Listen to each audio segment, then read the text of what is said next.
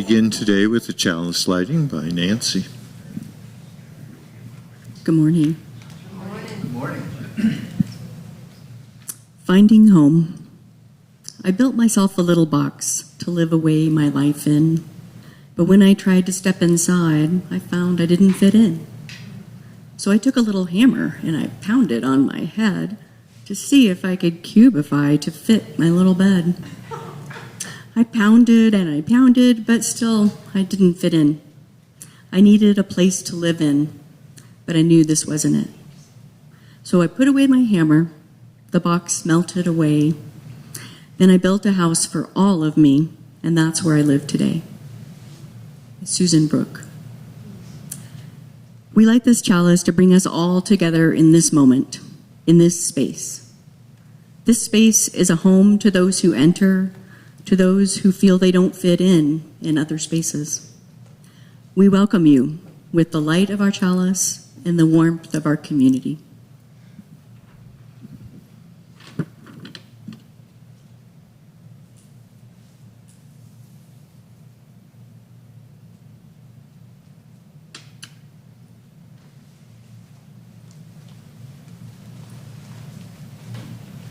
Thank you, Nancy.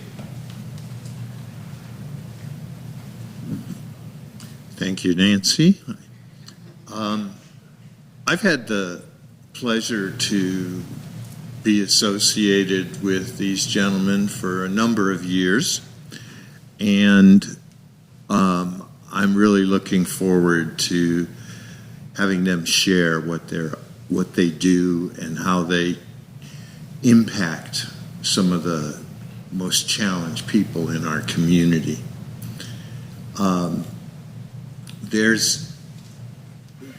Dave recently said something that stuck with me. We were talking about somebody we knew who had been in the program, and Dave said, the problem he has is he lacks a moral compass. And I've been chewing on that for a little bit, and I think that kind of gets to part of the core of what I've seen at the Other Side Academy. I have a different lead-in for Moe, so you can wait for that one. Without any further wait, Dave, you're up. Thank you. Good morning. It is wonderful to be here with you, and Steve, thank you for the opportunity. I have a lot of information that I want to impart on you in a very short period of time, so oftentimes I'll talk quickly, so we have to listen quickly. Deal? So the Other Side Academy and the Other Side Village. I'm going to speak about 20 minutes on the Other Side Academy. Mo's going to speak about 20 minutes on the Other Side Village, and then we're going to open it up for questions. I think one of the most important lines here is, when thou art converted, strengthen thy brethren. What that means to us is we are people with lived experience. I was a drug addict for well over 27 years, spent half my life going in and out of jails and prisons. Moe, a very similar story. I'll let him elaborate on his.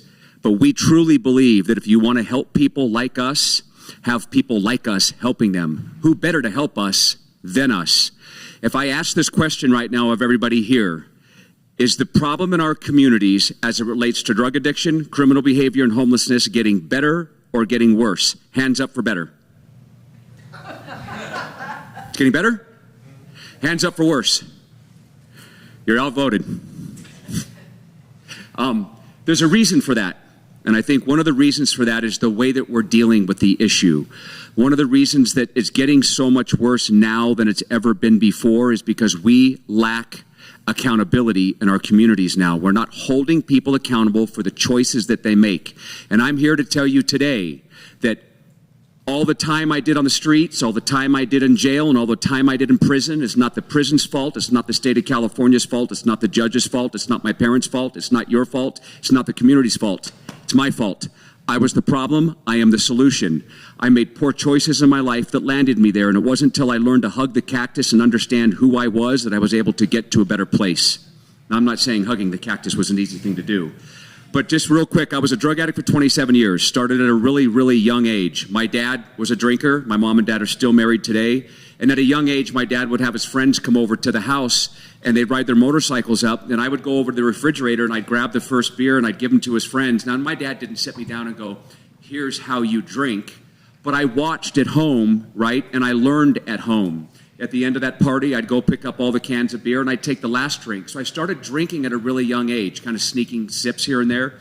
Then it didn't take me long after that. I was coming home from school, sneaking into my dad's alcohol decanter, and I was drinking liquor, and I was replacing it with water because he would never find out, right? And it didn't take him long to realize when he'd come home from work and have a drink and he wasn't getting the desired effect he was looking for, and I was, that conversation did not go well. There was really no book on how to deal with a kid like me. There's no manual for who remembers Dennis the Menace? Most of us do, right? Dennis the Menace on steroids. I was, we'll call it heck on wheels, because we're in church right now. It was really, really bad. At the age of 12, I was smoking pot, and at the age of 13, I did my first line of cocaine. Now, I don't know about you guys, but cocaine back then, I don't know what it is today, but cocaine back then was really, really expensive. And nobody was safe. I stole everything you could possibly imagine. Everything. I would break into neighbors' homes, go through their drawers, look for cash, look for jewelry, whatever I could get. I got into my dad's wallet when he was asleep, got the safe combination, got into the safe and stole thousands of dollars before he realized what happened. My very first arrest, I was at First National Bank on a bicycle going through the drive-thru trying to cash a forged check that I forged of his. The cops rolled up on me, right, because the bank called the police. I'm on a bike at a drive-thru. That's how desperate I was. So it was becoming a real problem. I was the kind of kid that would sit in the back of the class. You see where those troublemakers are sitting back there in the back? That was me. And when the teacher was up here at the chalkboard, right, it didn't matter what class it was, history, math, English. While the teacher was up here, I was sitting in the back, and I had a vial of coke. It's chapstick, I promise. But I had a vial of cocaine in my pocket in high school. And when the teacher wasn't looking, I would take it and I'd pour it between the pages of my school book. And then when the teacher was up at the board, right, and wasn't looking, I would then pull the big pen apart and I'd use the cartridge as the straw and I'd lean over and snort coke in class. Could you imagine? It's difficult enough to be a teenager and navigate those years. I'm a hardcore drug addict trying to navigate those years. Drugs, sex, having kids. Do I sound like someone who's ready to be a dad? And I'm getting women pregnant. We're having abortions. Then I get it ended up being my first wife pregnant, and I had my first son while I was a senior in high school. I was nowhere near ready to take care of myself, let alone children. Needless to say, somehow I graduated from high school, and when I graduated from high school, I went from cocaine to methamphetamine. Now, I didn't graduate high school and go, okay, well, you go off to college, I'm going to, go deal drugs. That's not how it happened. But I started doing meth rather than coke. I stopped stealing for my habit. So how did I support myself? Right, I was dealing drugs, but I didn't plan it. It's not like I sat down and started doing a pro forma on how I'm going to be a successful drug dealer. I was just buying some and selling some and buying some and selling some, buying some more, selling some more, buying a little more. You get it, right? One thing led to another, and guess what happens? Start getting arrested. Did my first prison term, it was 2 years. Got out of prison, stayed out for 59 years. 59 years, not even 59 yet. Stayed out for 59 days.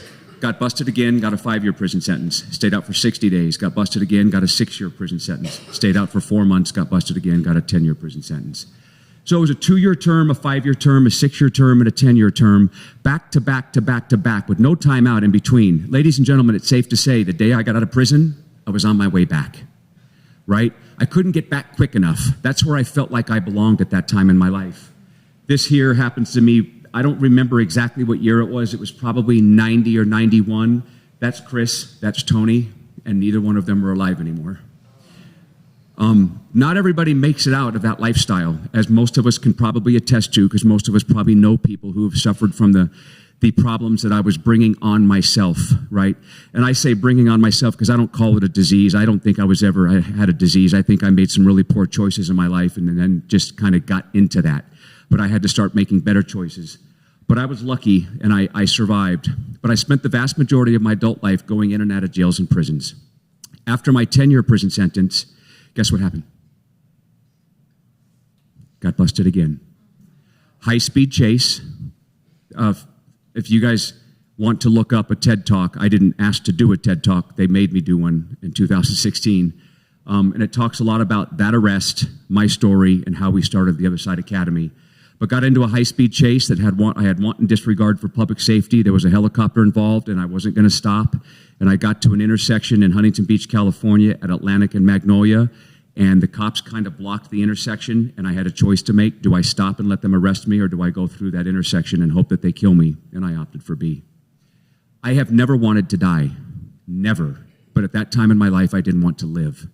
And what I mean by that is I knew when I got busted again, I was going back to prison for the rest of my adult life. So I went through that roadblock, pushed the cars out of the way. The cops did the pit maneuver, spun me out of control, and ended up arresting me.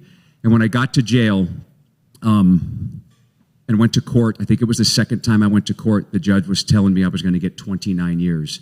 So I started to do the math. I'm kind of good at math, and I'm like, this is not going to work out too good for me. I'm 38 now. I'm going to go back to prison. I'm going to be really old by the time I get out.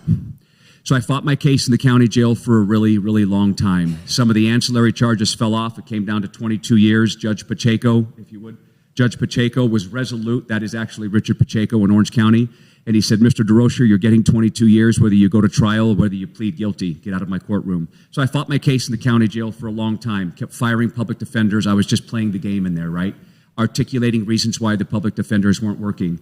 I was hoping to get that 22-year sentence down to something like 15. Had that judge given me 15 years, I would not be here today. I'd have went to prison, gotten out, went back again. Thankfully, right, God's grace, God's mercy has a plan I was not aware of. I wasn't listening to that frequency at that time in my life. We were on different stations altogether. I was dancing with the devil, to say the least. It was very clear that I was getting 22 years. Has anybody heard of Delancey Street? Oh gosh, some of you have heard of Delancey Street. Delancey Street is a 2-year life skills and vocational training school that helps people like myself and like Moe. It's one of the only places in the entire country where a judge will send someone like us in lieu of a prison sentence.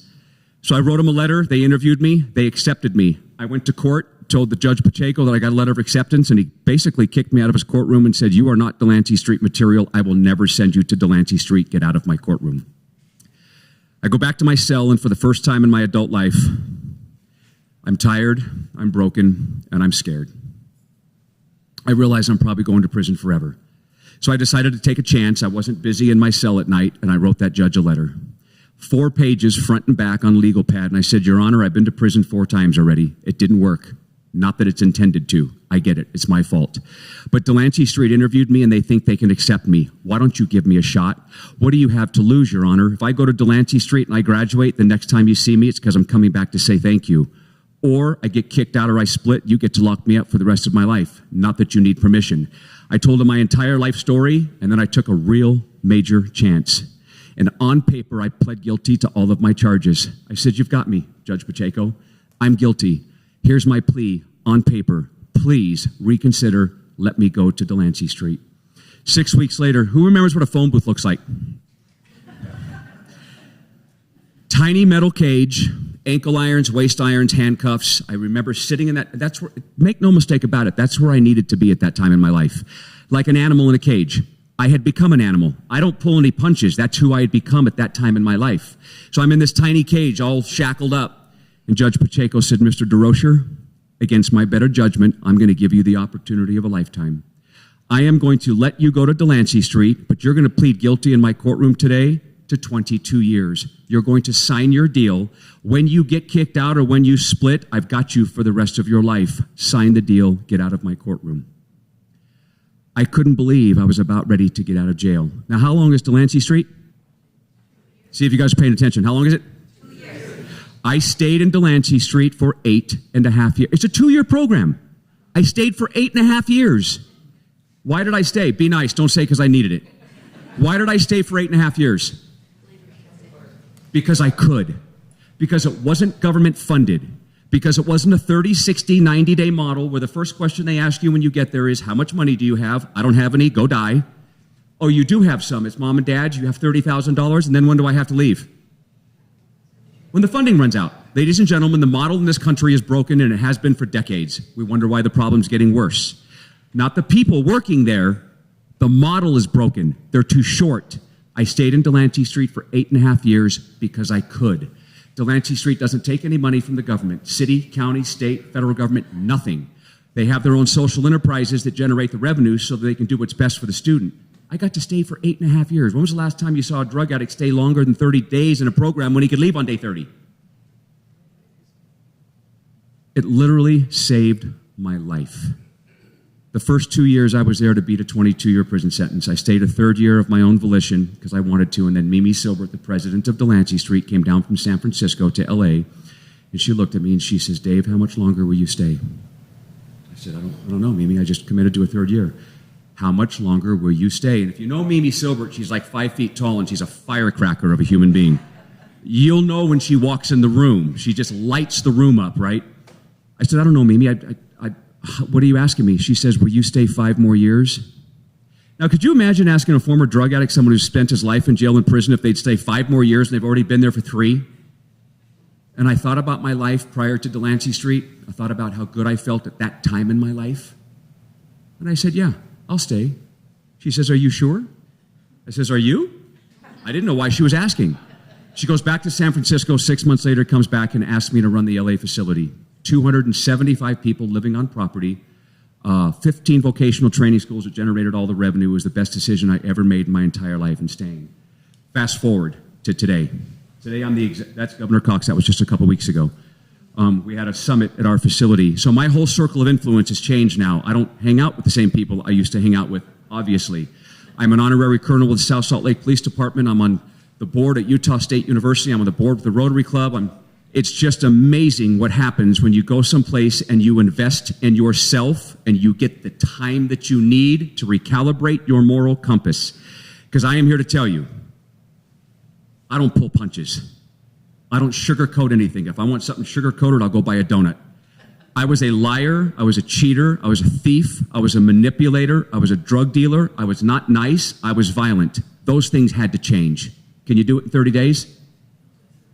Welcome to the Other Side Academy. The Other Side Academy is 2.5 years long. We're right down the street, literally on 7th East and 1st South.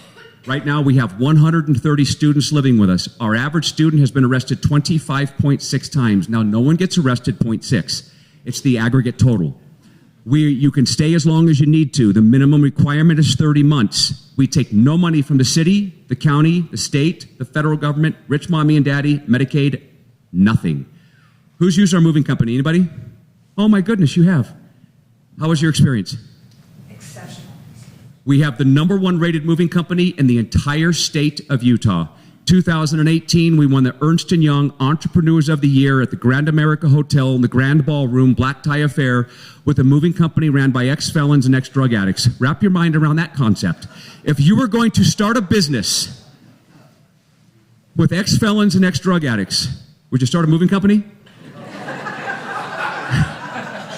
Why are you laughing? We have experience moving your valuables. I'm kidding. Only now you get them back. It's not through the window, it's through the front door. #1 rated moving company in the entire state. We have 2 large thrift stores, one on State Street in Murray, one at Mill Creek, 33rd and 13th. We win best of state, best of city every year. We have a large storage facility. We have a construction company. Those 4 social enterprises generate all of the revenue so that we don't have to take any money from the government or from you. Let me tell you why that's important. Are you ready? Let this sink in. When I was going to jail, who was paying for me? You were. You were.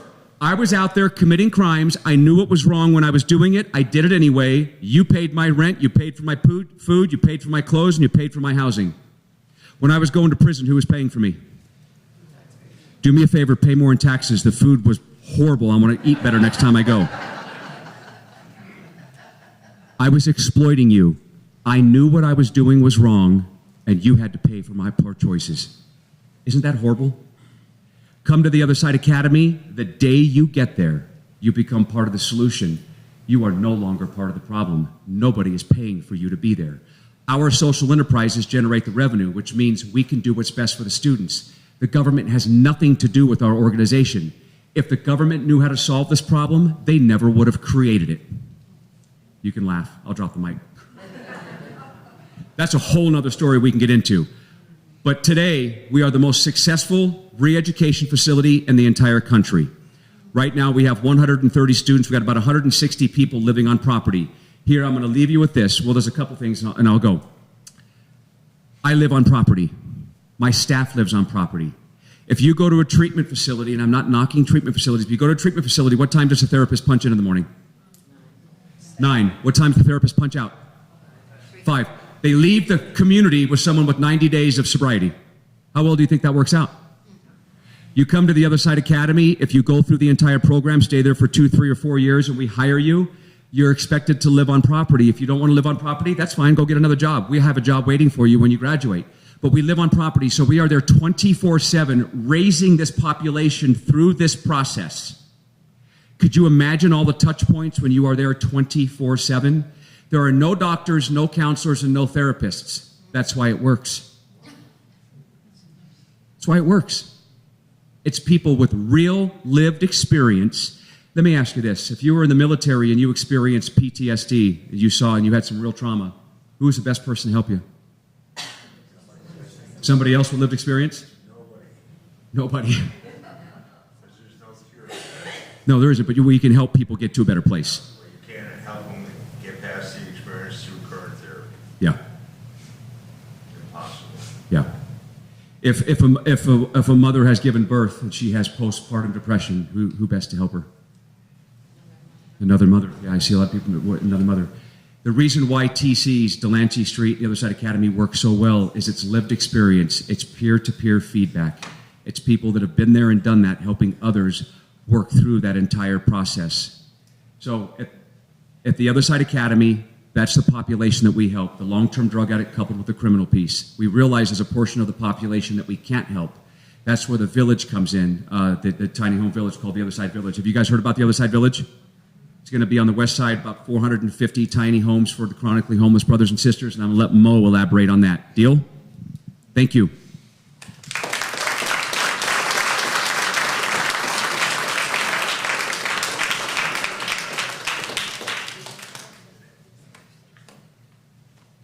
In addition to the great work that Moe does, he's also an awesome fisherman, I might add, if you want to discuss that aspect of life with him later. Recently, I asked Moe about homelessness here. It was a huge issue during our elections, as you remember. And why did Utah moving from housing first as an example of the best practices in the country suddenly end up where it ended up recently? And how does the village embrace this idea that Dave touched on of community?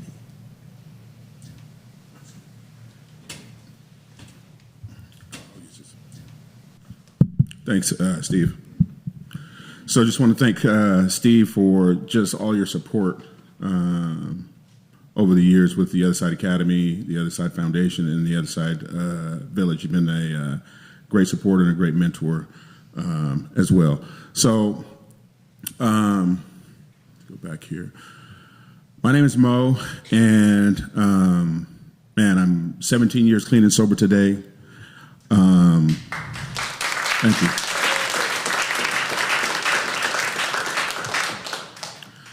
I smoked drugs for over 20 years, and I was homeless in San Francisco's Tenderloin district for 10 years. And so I know, all sides of, being homeless, mental health, and the current model that exists today. So, very early on, growing up in East Oakland, my uncle's contribution to me was, I'm going to teach you how to roll weed, smoke weed, and sell weed. And this was in 4th grade at Webster Elementary. And so that's what I did. I went to elementary school, and I was selling joints on campus. And I got caught. And I was sent to the principal's office. And they sent me home. And I thought to myself that I was probably going to be in some trouble. So when I got home and walked through the door, nobody said anything. There was no reprimand. There was no nothing. And I learned at a very early age that this family's not really concerned about what's going on with me or my livelihood. And so I took that to some places that I wouldn't wish on anybody. It's not a surprise that I became a career criminal and a drug addict throughout my life. I tried the 30, 60, 90-day programs and graduated from about 6 or 7 of them. And still ended up relapsing. And so in the Tenderloin district, homeless drug addict, I thought to myself, you know what? Why would I put myself through another 30, 60-day program? I already know what the outcome is going to be. It's going to be me failing and me relapsing. So let me just resign to be the best drug addict, alcoholic, criminal I could be. And in and out of jail, arrest after arrest. And my final arrest, running through the Tenderloin district, there was a pizza parlor that I used to run through to evade police, go through the bathroom and run out the back window. On this last arrest, I run through there, and the owner put bars on that window. And so police caught up with me, and they beat me down. I had that coming. And when they handcuffed me and rolled me over, the arresting police officer was my football coach turned police officer. There was nowhere I could go. The shame, the guilt, the embarrassment was just overwhelming. But they did tell me about a place called Delancey Street. And so in jail, facing new charges, I wrote a letter to Delancey Street, and they accepted me. And when I arrived, I knew this place was something different because they actually expected something from me. And I saw a couple guys that over the years, I was like, I wonder what happened to these guys. Were they dead or were they in prison or what? And so when I got to Delancey Street, they were there. And they had been there for a couple years. They were now leaders and mentors in the community. And I looked at them and I was like, if these guys can do it, I can do it. Because they used to rob me on the street. If it can happen for them, it can happen for me. And I learned over the next couple years what being honest, what integrity, what decency was. The other programs, the 30, 60, 90-day programs, I could whiz through those and you would never know, you would never find out what my underlying root cause was. I could fake it and graduate from that place, and so nothing ever happened. This place, through our social enterprise businesses, we had a printing shop, a movie theater where we screened the Actors Guild and they paid us, cafe, salon, dog wash. And I worked in the restaurant as a prep cook, pastry chef, and a rotisserie chef. And I learned a work ethic that was second to none. That's what I learned there. But the important thing I learned there is while working in those social enterprise businesses, at some point, your real behavior is going to come out. Either you're bumping into somebody or you're having inappropriate conversations.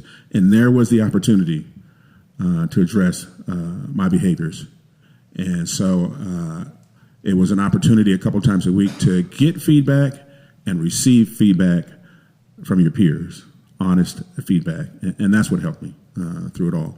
And so when we're talking about homelessness, a lot of what we hear is housing first. And I say that we need to start with human first. The model that exists today is this, and I'll give my own experience. In San Francisco, I got plenty of housing vouchers, and everybody's, hey, problem solved. You got a housing voucher. You're in your new apartment or your SRO hotel. Okay. But when I arrive, I got crack, heroin, meth, everything else in my pocket. And then a couple weeks later, everybody else that I know in the neighborhood is in my place doing drugs.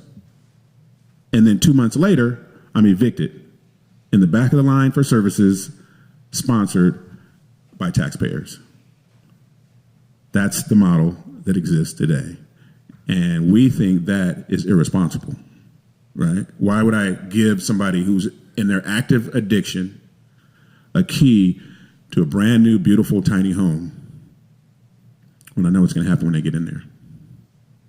So the Other Side Village is specifically for folks that have been chronically homeless, that suffer from mental health, ongoing drug addictions, and we want to help our displaced veterans as well. This is kind of a model of some of our homes and some of our buildings that will be in the community as well. We wanted to make sure that when you move in to your new tiny home, that it's beautiful, it's safe, and it's prosperous. We want to give you an opportunity. So most of my days are spent recruiting. I do outreach at the parks, the resource centers, and the homeless shelters. And most of the people that I meet, they've had housing before. They've had jobs. But they don't know how to keep it and maintain it. And so before you get to the village and you move into one of our beautiful tiny homes, you have to go through our homeless prep school for a minimum of 6 months or more to kind of recalibrate, and you're going to be living with our coaches on site. So each one of our units would be anywhere from about 250 to 360 square feet. Most of them will have a front porch, a living room space where you can entertain guests, full-blown kitchen, cook Thanksgiving, Christmas meals, holiday meals, or whatever. It's a one-bedroom. It's literally a small house. There's plenty of storage space as well. And so if you look at this rendition here, you'll see that if you look to your right there, that's an area for our social enterprise businesses, right? Because we believe in being self-sufficient, starting social enterprise businesses that help cover our operating costs. And so once a person gets to our prep school, they'll be required to have an opportunity to work in our social enterprise businesses for a couple hours a day. On site here in the first phase, right now, if you go out and take 800 South, as soon as you cross Redwood Road, it's between Redwood Road and I-215. And we're looking to start moving people in by the end of the year, right? The first phase will be about 60 homes. Also in the first phase will be one of our social enterprise businesses will be our version of an Airbnb. So there'll be about 24 of those. People that are currently homeless right now, they're on the streets, they come to our prep school and then move into the village, will be able to work in those social enterprise businesses. Also in the first phase, we'll have a bodega grocery store. We're going to train and teach somebody, hey, here's how you stock the shelves, here's customer service. And in the Airbnb, we'll teach people how to be concierge, customer service. There'll be jobs to go in and make up and clean the rooms and landscaping on site as well. So if you look, you'll see a red building there. In each one of the communities, there'll be about 20 to 25 people. All the homes are intentionally facing inward, and most of them have front porches. If a person comes out and sits on their front porch, they're kind of signaling that, hey, I want to be social, right? And so we intentionally did that. The red building is a place where they can come and do laundry. It's a shared space where you can come and maybe you want to cook a meal or barbecue together, watch TV or play games. We'll have that space as well. In phase 3 and 4, we'll have our version of a Central Park. Also in phase 3 or 4, we'll have our version of a state-of-the-art performing arts center. That'll be indoors, and we'll have an outdoor performing arts center as well. This is kind of a flyover. We've been talking with UTA to kind of bring a bus line in. This is the outdoor amphitheater. On the right there will be the indoor theater. We'll have a gift shop. If somebody in the community makes jewelry, or pottery, or whatever, they can put it in our gift store, and when it's sold, they'll receive 100% of that sale. We have a market there. We have a location where food trucks can come in periodically. There's a high school that's not too far away. They do their graduations outside right now, and we've offered them that when our theater is built, they can absolutely do their graduations there. When we first started and started talking about building on the west side, there was a lot of pushback, and they thought that we were bringing people in straight off the streets into that community. No, you have to come to our homeless prep school first, and so we're actually bringing cultural capital, financial capital to this area. So there's a couple stages for getting into the village. First, a person has to be chronically homeless for at least 12 months over the last 3 years. That can be 4 months here, 3 months there, 4 months there, but a total of at least 12 months over the last 3 years. When I get a referral from a case manager or a homeless shelter or a resource center, first thing I do is meet with the person one-on-one. There's no application, there's no paperwork or anything like that to fill out. We want to sit right across from you, and we want to look you in the face. We want to make sure that that you're ready for this, because everybody's not ready at the same time, right? We can offer you the world and all the best services. If you're not ready, it's not going to work. We get families all the time that ride up with their kid in the back seat and say, hey, can you help our kid? Well, we can, but it's going to be your kid is going to have to initiate this and make the first step. And so we'll do an interview. We'll sit across about an hour, usually meet in like a hotel lobby or something downtown. We want to create, get a different environment. So we'll meet with them, and then if it looks like this person's ready to move forward and they're ready to make a commitment and invest in their lives, we'll set up an interview with our coaches. And our coaches live on site. Then we'll invite them to our homeless prep school for a half a day. Come see how we do chores, how we interact with each other in the community, how we cook meals together, how we do groups together. And then at that point, we invite them to come stay with us for 2 days. And this is an opportunity for them to get a look at, hey, this is something I want, and it's a good fit for both sides. And then on that last day, that second day, we have them write a letter and present it to the community, right? And it's a community of their peers that will vote to accept them. It won't be the staff or the coaches involved. This will be your peers that will vote you in. And then once they vote you in, that's when you get started. And so the first phase is you're going to be at the prep school for a minimum of 6 months or more. And you're going to be working with the coaches who live on site. Let's figure out how to recalibrate how you're going to actually keep this home, keep your job, and become a leader and a mentor in the community. And then you'll move into the village. Rent will be anywhere from about $250 to $400 a month. We have people that get SSI or SSDI, they'll be able to cover it that way. And for those folks that don't, they'll be able to work in one of our social enterprise businesses to cover their rent and their bills. They won't be required to work for us or any one of our third parties. We have connections right now where they can go and do work outside as well if they choose to do that. This is our prep school. It's in Murray, and it's 3 stories. And we can take up about 26 people right now. And if we want to, we can double up different locations. But inside the prep school, they have their own room with their sink, toilet, shower, and a tub. And they share a kitchen space, which they have their own fridge, and they can come downstairs to program with us. That was my last arrest, and I remember thinking to myself, I'm done. I give up.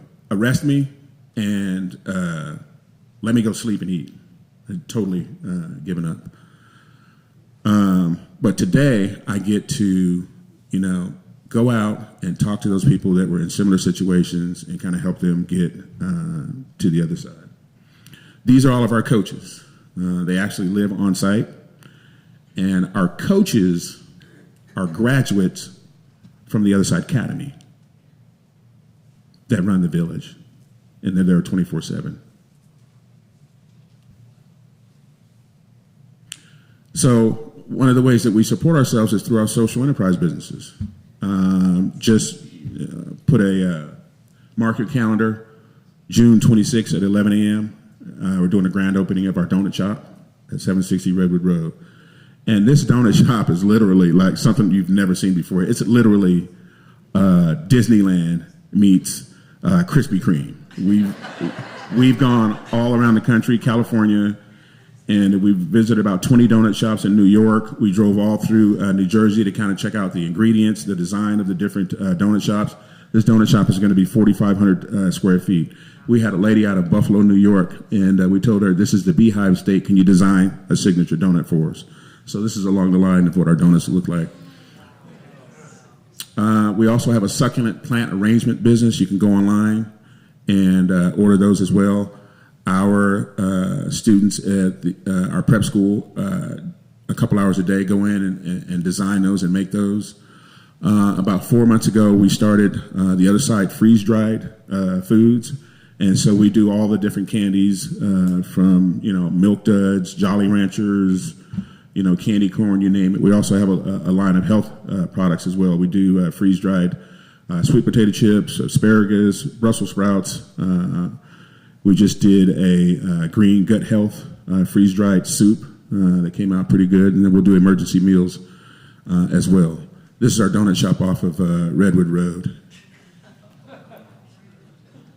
Wait till you see the inside of this place. It's literally the entire place is Instagrammable, but our grand opening is going to be June 26th at 11 a.m.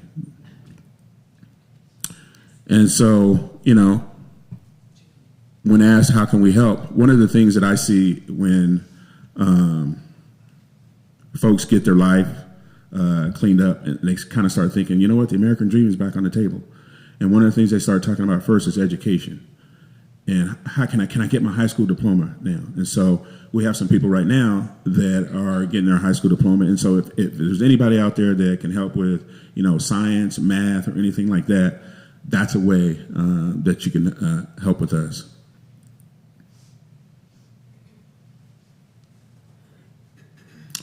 And that's it.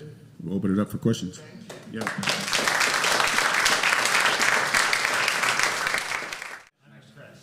Someone asked me if they could make a donation to either the Other Side Academy or the Other Side Village, and Moe is going to tell us how that can be done.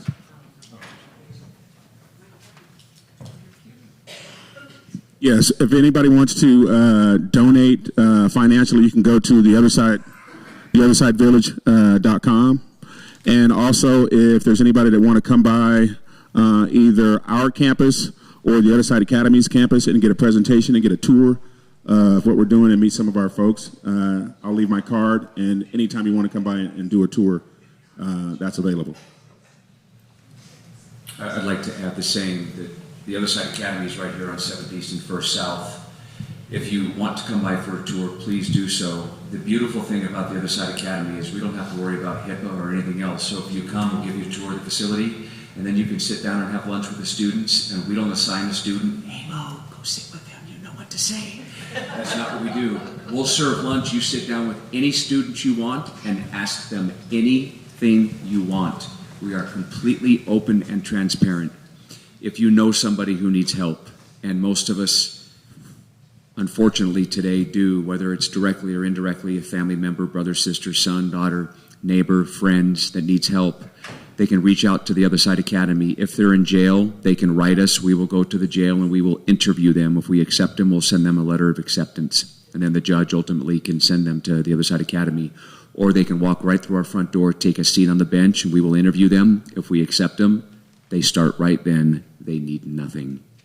So that really, for me, and I think I can speak for Mo, that's why we're here, just to help inform, educate, that if you guys know somebody who needs help, that's why we're here. Really cool. Really cool. We're going to start our questions and answers, and as always, I will start with, we are looking for questions and answers. We are not looking for political positions or someone's opinions on policy. If you have a question for our guests, please proceed. Sarang? Oh, sorry. You got to use the mic for our Zoomers.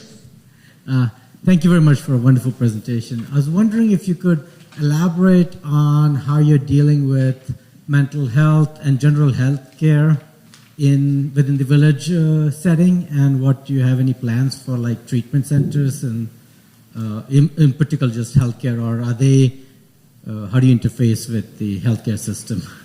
That's a different problem, but. Well, if you're talking about how we help with folks that have some mental health issues, we have an LCSW on site, and each person is assigned a coach as soon as they arrive. A lot of people are on Medicaid and have those different services available.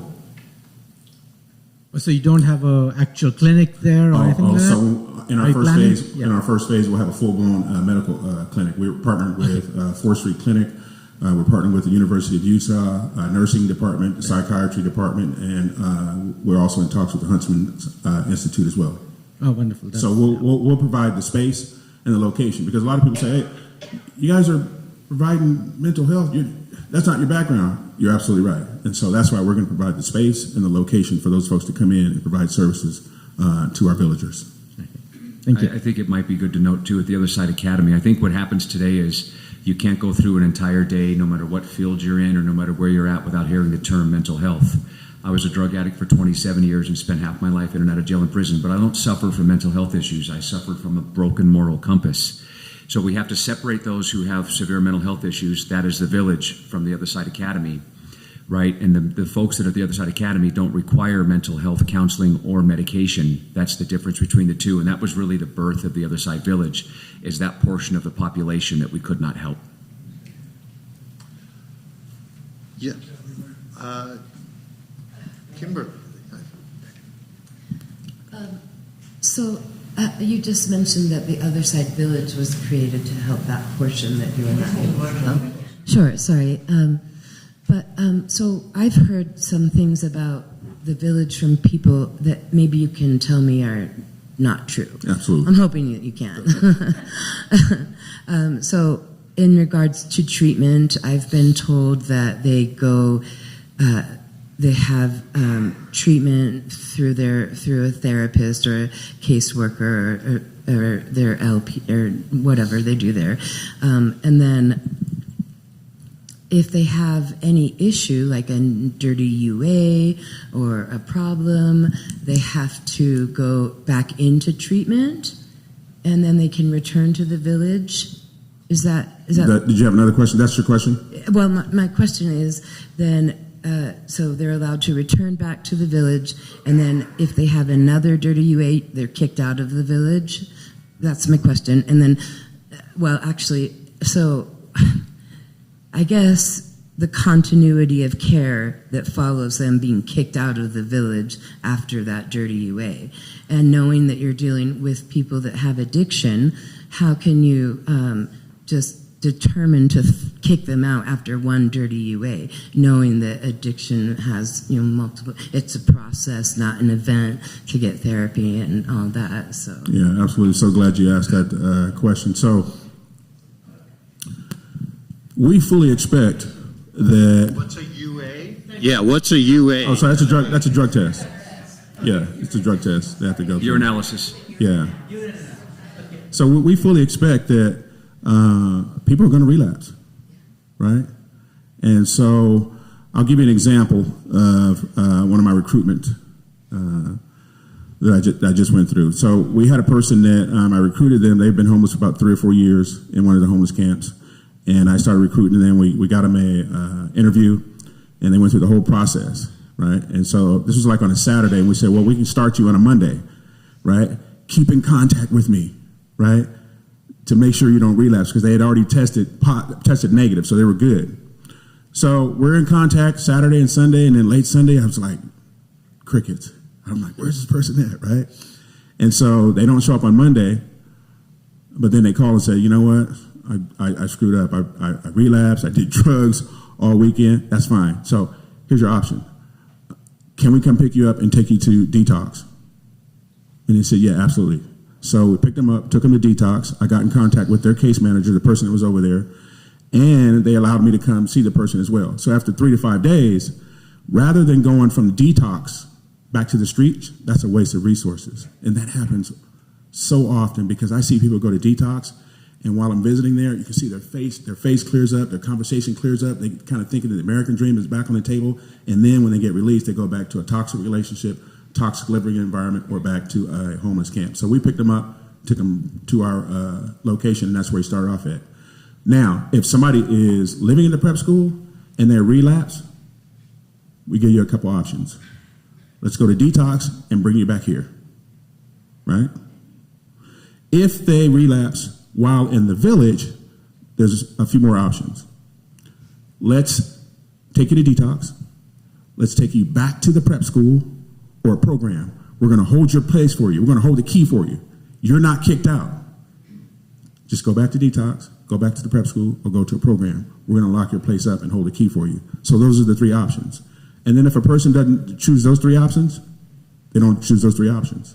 But we don't kick people out just because they relapse or just because they give a dirty test, because that's the reason why you're homeless in the first place. So not quite sure where you heard that from, but hopefully that answers your question. How long are you going to hold their house for them while they As long as if they go to detox, if you're detoxing from different drugs, it may take 3 to 5 days. If it's a different drug, it may take a couple weeks, right? So, or if you go back to the prep school, the length of the time of the prep school, or if you go to the program, the length of the time of the program. Either way it goes, we're going to hold your place for you. If you decide that you're going to invest in yourself and you're going to go to detox, back to the prep school or program, we're absolutely going to hold that place for you.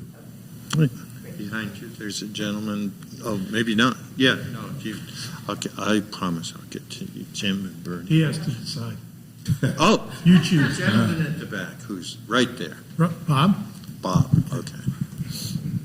Just a question. Is the 12-step program any part of or valued by what you folks are doing? I'm sorry, repeat that? Is the 12-step program, Alcoholics Anonymous, Al-Anon, are those part of your program in any way? It's not, but we have our 12 beliefs, which is very similar. It's basically the same model, just different modality. Very long-term residential. We do recommend when people graduate to get involved in the recovery community, whether that be AA or just the community. But we don't do AA there at the facility. It's more behavior modification. Also, let me say a little bit about that. So, I went through AA plenty of times, right? And the average success rate for AA, it works for some people, about 3 to 5% of some people, right? So when the judge was, when I was going back and forth to jail and getting sentenced to 30, 60, 90-day programs, I wish the judge or somebody would have had a list that says, here's the success of this program. Here's the success of this program. And let me choose the 3% success rate, 20% success rate, or 80% success rate. In fact, when I was at Delancey Street, not once did I even talk about drugs or alcohol. Kim, could you give Tim the mic for his question? Yes, thank you. My question is focused upon the photograph taken with you, David, and Governor Cox 2 weeks ago. To what extent is there a public-private partnership here to try to solve these problems? Yeah, we work very closely. So a couple years ago when we decided as an organization that we wanted to start a tiny home village, we had traveled the world studying other tiny home villages, right, for the chronically homeless. We reached out to Mayor Mendenhall and said, here's our idea. And she said, give me a couple weeks, I'll get back with you. And then she got back with us. And this has nothing to do with how anyone might feel about Governor Cox or Mayor Mendenhall, but we work closely with our political leaders to let them know what we wanted to do. And when Mayor Mendenhall got back to us, she said, we are on board. The only reason why we're going to do this is because it's you. Now, when she said you, she meant the Other Side Academy, because we were able to leverage the immense success that we've had at the Academy to help us start the Other Side Village. Governor Cox and a lot of the other politicians and representatives come to the facility quite often to learn from us and us from them. So we have a great relationship with our political powers that be, and it's really nice because we're only a stone's throw away from the Capitol. So we're up at the Capitol a lot, talking at the Capitol, and they come down to visit what we're doing so we can learn from each other. It's very important. You're welcome. Bernie has a question. Hang on, it's coming. It's Yeah, coming. thanks. I wasn't sure how the transition from the academy to the village would work because it's kind of a different population you're going to be working with. And I'm both encouraged by what I heard, but it hasn't removed some of my consistent doubts about the effectiveness of those programs you never got the numbers for when you were looking for programs that worked.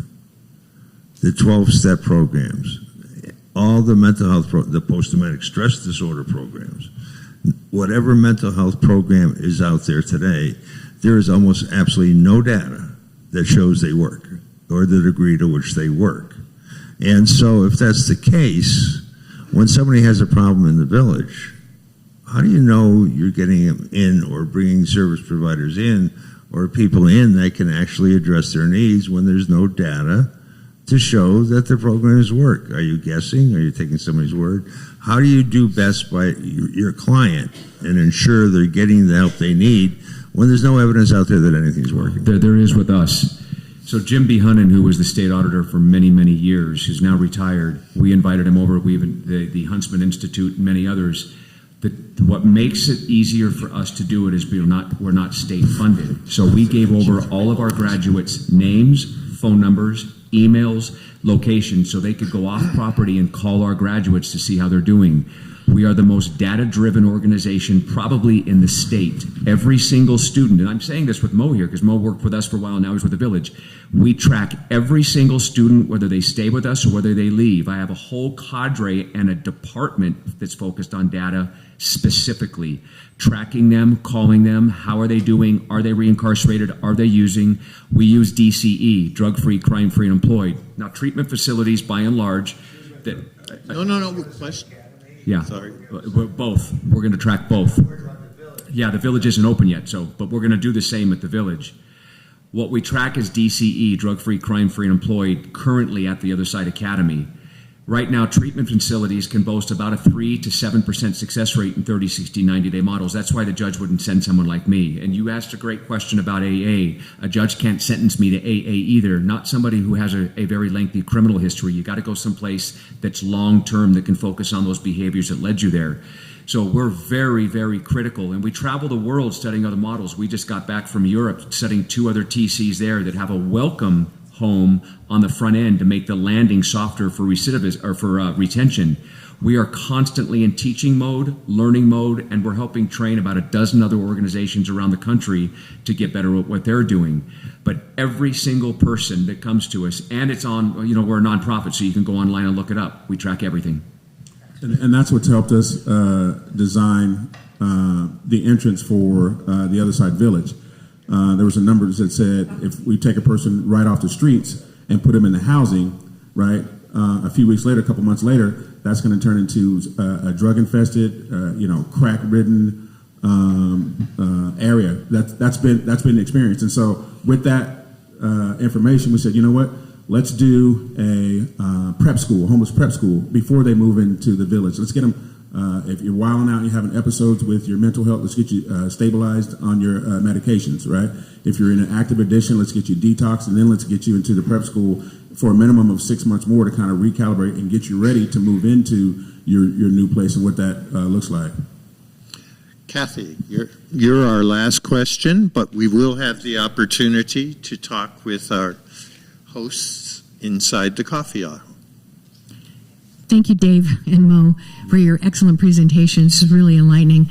In this weekend's Salt Lake Tribune, front page is a huge story about the village, and it's kind of a hit piece until you kind of read down towards the bottom, and it talks about how there's no homes, no tiny homes on the site, and they show a picture of just empty fields, but when you get down towards the bottom, it says that it's taken a long time to do the site prep, that there are tiny homes that are being built in a facility somewhere. They're being held so that they will be placed. And so I would just want you to give you an opportunity to address some of those issues, why the delays. It sounds like you aren't doing anything. I don't believe that, but I want to give you a chance to talk about if you think you can fulfill the commitment to have people start living in there by the end of this year. If you drive out to the site now, you're going to see some of the heaviest equipment you've ever seen anywhere in the state of Utah. It has taken about 1,000 truckloads of dirt to bring it in there to raise it up. But we are held to such a high standard that we started to run out of dirt. We were in a panic mode over the last couple of weeks to find dirt because we need about 30,000 cubic yards of dirt still, and every place that we find where there's dirt available, it won't pass the tests because we're held to such a high standard. We just found some in Tooele so we can continue to move forward. We have to remember that dealing with the city and dealing with the state can be very, very difficult at times. We are moving feverishly to get, and we've got about 30 homes built We got now? about 40 homes that are 40 already homes built, already that are built. staged in different warehouses around town. So once the site is ready, it's just once they get the cement slab, we can start literally set the home down and hook up the water, the electricity, and the sewage. But we're in a voluntary environmental cleanup program, which means that developers around Utah can use just about any dirt they want to. Ours is held to a higher standard. So the dirt is available as we keep getting it tested. It's not meeting Utah's. The arsenic test.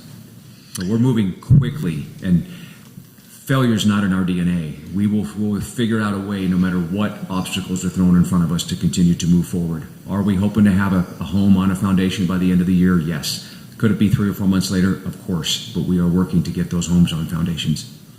Thank you very much. Thank you very much. Please stay for some coffee.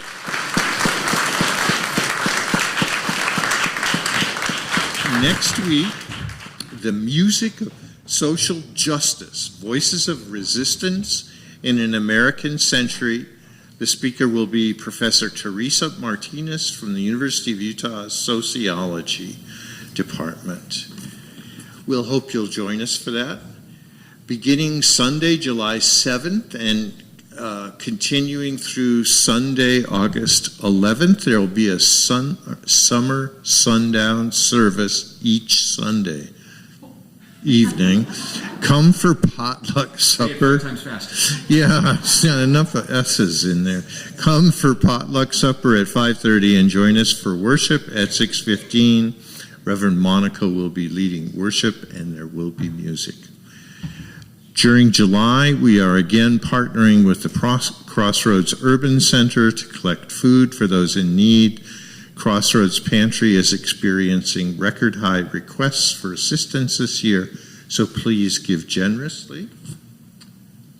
Circle suppers. There are a number of things to do in our church. Circle suppers, women's circle, 30s and 40s thriving, environmental ministry book discussion group, and a camping trip, August 16th to 18th. There is one circle supper that still has 3 slots available on August 3rd. So if you're interested, we can give you some more information. See the torch to sign up, by the way. Okay, coffee.